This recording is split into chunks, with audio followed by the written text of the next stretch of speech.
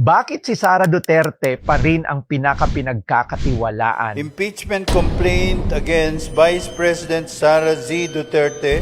Ayon din sa mga nakaraang usapin, lumalabas na ginastos ng OVP ang halagang 125 million.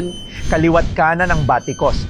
Pero sa kabila ng lahat, siya pa rin ang pinaka-pinagkakatiwalaang opisyal ng gobyerno. Mas mataas pa sa Pangulo, sa bawat banat lalong lumalalim ang tiwala.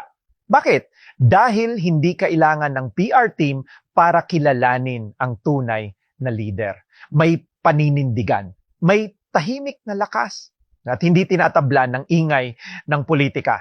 Tahimik noon, pero ngayon kumikilos na.